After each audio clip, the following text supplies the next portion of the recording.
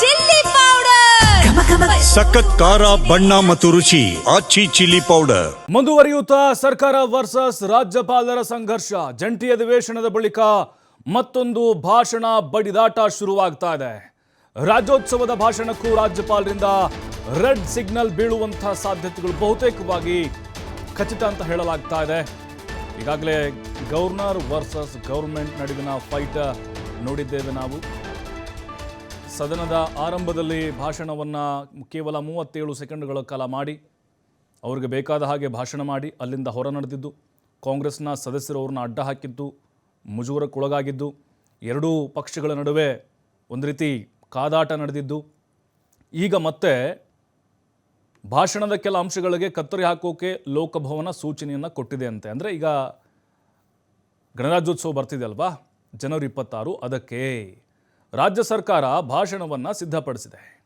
ಅಲ್ಲಿನ ಕೆಲ ಅಂಶಗಳಿಗೂ ಕೂಡ ಕತ್ತರಿ ಹಾಕೋ ಸಾಧ್ಯತೆಗಳಿದ್ದಾವೆ.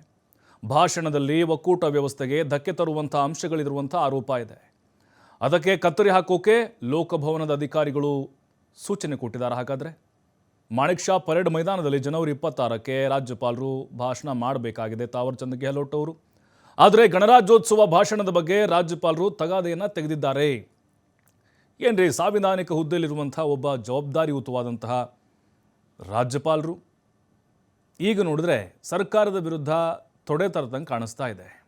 ಒಂದು ಪಕ್ಷದ ಪ್ರತಿನಿಧಿಯಾಗಿ ವರ್ತನೆ ಮಾಡ್ದಂಗಿದೆ. ಯಾವತ್ತೂ ಹಿಂಗಾಗಿರಲಿಲ್ಲ. ಹಿಂದೆ ಹಂಸರಾಜ್ ಭಾರದ್ವಾಜರು ಇದ್ದಾಗೂ ಕೂಡ ಈ ರೀತಿಯಾದಂಥ ಆರೋಪಗಳು ಕೇಳಿ ಬಂದಿತ್ತು. ಈಗ ಇದನ್ನು ಕಾಂಗ್ರೆಸ್ನವ್ರು ಹಿಡ್ಕೊಂಡು ಇಲ್ಲ ಇವರು BJPಯ ಕೊಡೆಯಾಗಿ ಕೆಲಸ ಮಾಡ್ತಾಯಿದ್ದಾರೆ, ಕೈಗೊಂಬೆಯಾಗಿ ಕಾರ್ಯನಿರ್ವಹಣೆ ಮಾಡ್ತಾ ಇದ್ದಾರೆ, ಸರ್ಕಾರ ಏನು ಬರೆದು ಕೊಡುತ್ತೋ ಅದನ್ನು ಓದಬೇಕು ಅಷ್ಟೇ ರಾಜ್ಯಪಾಲರು. ಅವ್ರಿಗೇನು ಜಾಸ್ತಿ ಅಧಿಕಾರ ಏನು ಕೊಟ್ಟಿರೋದಿಲ್ಲ. ಆದರೆ ಇಲ್ಲಿ ಯಾಕೆ ಅವರು ಟಾರ್ಗೆಟನ್ನು ಮಾಡ್ತಾ ಇದ್ದಾರೆ? ಮೊನ್ನೆ ಕೂಡ ಹಾಗೆ ಆಯಿತು. ಈಗ ನೋಡಿದ್ರೆ ಒಕ್ಕೂಟ ವ್ಯವಸ್ಥೆಗೆ ಸಂಬಂಧಪಟ್ಟಂತೆ ಏನೋ ಅಂಶಗಳಿದಾವಂತೆ. ಇಲ್ಲಿ ಅವರ ವೈಯಕ್ತಿಕ ನಿರ್ಧಾರವನ್ನು ತೆಗೆದುಕೊಳ್ಳೋಕೆ ಅವಕಾಶಗಳಿಲ್ಲ. ಸಂವಿಧಾನದಲ್ಲೂ ಕೂಡ ಅದೇ ಹೇಳಿರೋದು.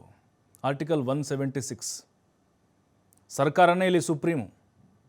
ಇಲ್ಲಿ ಸರ್ಕಾರ ಏನು ಹೇಳುತ್ತೋ ಹಂಗೆ ಕೇಳಬೇಕು ರಾಜ್ಯಪಾಲರು. ಅವರು ಬೈದಾದರೂ ಬೈಲಿ, ಭಾಷಣದಲ್ಲಿ ಹೊಗಳದಾದರೂ ಹೊಗಳ್ಲಿ, ಅದನ್ನು ಹೇಳಬೇಕಷ್ಟೇ ಓದಿ. ಆದರೆ ಇತ್ತೀಚೆಗೆ ತಾವರ್ ಚಂದ್ ಗೆಹ್ಲೋಟ್ ಅವರು ನೋಡ್ತಾ ಇದ್ದೀವಿ, ಒಂದು ರಾಜಕೀಯ ಪಕ್ಷದ ಪ್ರತಿನಿಧಿಯಾಗಿ ಕೆಲಸ ಮಾಡ್ದಂಗೆ ಕಾಣಿಸ್ತಾ ಇದೆ. ಅಂದರೆ ಮಾಡ್ತಾ ಇರೋರ ಥರ. ಈಗ ಗಣರಾಜ್ಯೋತ್ಸವದ ಭಾಷಣಕ್ಕೂ ಕೂಡ ಕತ್ತರಿ ಹಾಕುವಂಥ ಸಾಧ್ಯತೆಗಳಿದ್ದಾವೆ. ಅಲ್ಲೂ ಕೂಡ ಮತ್ತೆ ಏನು ಹೈಡ್ರಾಮಾ ಶುರುವಾಗುತ್ತೋ ಏನೋ. ಯಾಕಂದರೆ BK ಹರಿಪ್ರಸಾದ್ ಸೇರಿದಂತೆ ಸಾಕಷ್ಟು ಜನ ಕಾಂಗ್ರೆಸ್ನ ಸದಸ್ಯರು ಅವ್ರನ್ನ ತಡೆಯುವಂಥ ಕೆಲಸವನ್ನು ಮಾಡಿದರು. ಅವ್ರಿಗೂ ಕೂಡ ಅದು ಮುಜುಗರಕ್ಕೊಳಗಾಯಿತು. ಈ ತಮಿಳುನಾಡಲ್ಲಿ ನಡೀತಾ ಇದೆ ಅಲ್ವಾ, ಹಾಗೆ ನಮ್ಮ ಕರ್ನಾಟಕದಲ್ಲೂ ಕೂಡ ಶುರುವಾಗಿದೆ ಸಂಘರ್ಷ. ಮತ್ತಷ್ಟು ಮಾಹಿತಿ ನಮ್ಮ ಪ್ರತಿನಿಧಿ ರಾಕೇಶ್ ನೀಡ್ತಾರೆ ನೇರ ಸಂಪರ್ಕದಲ್ಲಿ. ರಾಕೇಶ್, ಈಗ ವಿಶೇಷ ಅಧಿವೇಶನದಲ್ಲೂ ಕೂಡ ಮುಜುಗರಕ್ಕೊಳಗಾದರು ರಾಜ್ಯಪಾಲರು. ರಾಜಕೀಯ ಜಟಾಪಟಿಗೆ ಕಾರಣ ಆಯಿತು ಅವರ ಭಾಷಣದ ಸಮಯ. ಈಗ ನೋಡಿದ್ರೆ ಗಣರಾಜ್ಯೋತ್ಸವದ ಭಾಷಣಕ್ಕೂ ಕತ್ತರಿ ಹಾಕುವಂಥ ಸಾಧ್ಯತೆಗಳು ಕಾಣಿಸ್ತಾ ಇದೆ ಅಂತೆ. ಅಂದರೆ ಒಂದು ಪಕ್ಷದ ಪ್ರತಿನಿಧಿಯಾಗಿ ಕೆಲಸ ಮಾಡ್ತಿದ್ದಾರೆ ಅನ್ನುವಂಥ ಆರೋಪಕ್ಕೆ ಪುಷ್ಟಿ ಕೊಟ್ಟಂಗೆ ಕಾಣಿಸ್ತಿದೆಯಾ? ಈ ಎಲ್ಲ ಬೆಳವಣಿಗೆ ನೋಡ್ತಾ ಇದ್ರೆ ಹೇಗೆ? ಪ್ರಭು, ರಾಜಭವನ ಹಾಗೂ ರಾಜ್ಯ ಸರ್ಕಾರದ ನಡುವಿನ ಈ ಭಾಷಣದ ವಿಚಾರದಲ್ಲಿನ ಗೊಂದಲ ಇಲ್ಲೂ ಕೂಡ ಮುಂದುವರಿಯುವಂಥ ಸಾಧ್ಯತೆ ಇದೆ ಅನ್ನುವಂಥ ಮಾಹಿತಿ ಇತ್ತು. ಗಣರಾಜ್ಯೋತ್ಸವಕ್ಕೆ ಸಂಬಂಧಪಟ್ಟ ಹಾಗೆ ಅಲ್ಲಿನ ಭಾಷಣವನ್ನು ಸಿದ್ಧಪಡಿಸುವ ವೇಳೆ ರಾಜ್ಯ ಸರ್ಕಾರ ಕಳಿಸಿದಂತಹ ಭಾಷಣದಲ್ಲಿನ ಕೆಲವು ವಿಚಾರಗಳಿಗೆ ಲೋಕಭವನದಲ್ಲಿ ಅದಕ್ಕೆ ಆಕ್ಷೇಪ ವ್ಯಕ್ತವಾಗಿತ್ತು ಅನ್ನುವಂಥ ಮಾಹಿತಿ ಸಿಕ್ಕಿತ್ತು. ಅಲ್ಲಿ ಕೇಂದ್ರ ಸರ್ಕಾರ ಮತ್ತು ಒಕ್ಕೂಟ ವ್ಯವಸ್ಥೆಗೆ ವಿರುದ್ಧವಾಗಿರುವಂಥ ಕೆಲವು ಅಂಶಗಳನ್ನು ದಾಖಲು ಮಾಡಲಾಗಿದೆ. ಹಾಗಾಗಿ ಅದರ ಬಗ್ಗೆ ಮರುಪರಿಶೀಲನೆ ಮಾಡಬೇಕು ಅನ್ನುವಂತಹ ಮೌಖಿಕ ಸೂಚನೆಯನ್ನು ರಾಜ್ಯ ಸರ್ಕಾರಕ್ಕೆ ರಾಜಭವನ ಕಳಿಸಿತ್ತು ಅನ್ನುವಂತಹ ಮಾಹಿತಿ. ಆದರೆ ಇದಾದ ಬಳಿಕ ಈ ಸುದ್ದಿಯ ಬದಲಾದ ಬೆಳವಣಿಗೆ ಹಿನ್ನೆಲೆಯಲ್ಲಿ ರಾಜಭವನದಿಂದ ಮೌಖಿಕ ಸೂಚನೆ ಬಂದಿದ್ದು ನಿಜ. ಭಾಷಣವನ್ನು ಬದಲಾಯಿಸಿಕೊಳ್ಳುವ, ತಾವು ಹೊಸದಾಗಿ ಸಿದ್ಧಪಡಿಸಿಕೊಳ್ಳುವ ಅವಕಾಶ ರಾಜ್ಯಪಾಲರಿಗೆ ಇರೋದ್ರಿಂದಾಗಿ ಅಲ್ಲಿ ಅವರು ಬದಲಾವಣೆಯನ್ನು ಮಾಡಿಕೊಳ್ಳಬಹುದು. ರಾಜ್ಯಕ್ಕೆ ಯಾವುದೇ ರೀತಿಯಾದಂತಹ ಅಥವಾ ಸರ್ಕಾರಕ್ಕೆ ಮುಜುಗರವಾಗದ ರೀತಿಯಲ್ಲಿ ಈ ಸಮಸ್ಯೆ ರಹಿತವಾಗಿ ಭಾಷಣವನ್ನು ಮಂಡಿಸುವಂಥ ಸಾಧ್ಯತೆಗಳಿದೆ ಅನ್ನುವಂಥ ಮಾಹಿತಿ ಕೂಡ ಸಿಕ್ಕಿದೆ. ಒಂದು ಹಂತಕ್ಕೆ ಇದು ಸಂಘರ್ಷದ ಹಾದಿಯನ್ನು ಹಿಡಿಬೋದು ಅನ್ನುವಂಥ ನಿರೀಕ್ಷೆ ಮಾಡಲಾಗಿತ್ತು. ಆದರೆ ಆಡಳಿತಾತ್ಮಕ ವಿಚಾರಗಳಿಂದ ವ್ಯತ್ಯಾಸಗಳಿಂದಾಗಿ ಈ ರೀತಿಯಾಗಿತ್ತು. ಅದನ್ನು ಸರಿಪಡಿಸಿಕೊಂಡು ಹೋಗಲಾಗ್ತದೆ ಅನ್ನುವಂತಹ ಮಾಹಿತಿ ಈಗ ಲೋಕಭವನದಿಂದ ಬಂದಿರೋದ್ರಿಂದಾಗಿ ಅಂತಹ ಸಂಘರ್ಷ ಇಲ್ಲಿ ಕಾಣಲಾರದು ಅನ್ನುವಂಥ ಮಾತು ಕೇಳಿಬರ್ತಾ ಇದೆ. ಪ್ರಭು, ಥ್ಯಾಂಕ್ ಯು ರಾಕೇಶ್ ತಮ್ಮೆಲ್ಲ ಮಾಹಿತಿಗಾಗಿ.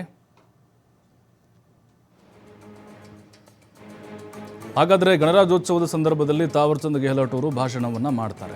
ಮಾಡಿದರೆ ಯಾವೆಲ್ಲ ಅಂಶಗಳಿಗೆ ಕತ್ತರಿ ಹಾಕ್ತಾರೆ ಅನ್ನೋದು ಕುತೂಹಲ ಇದೆ.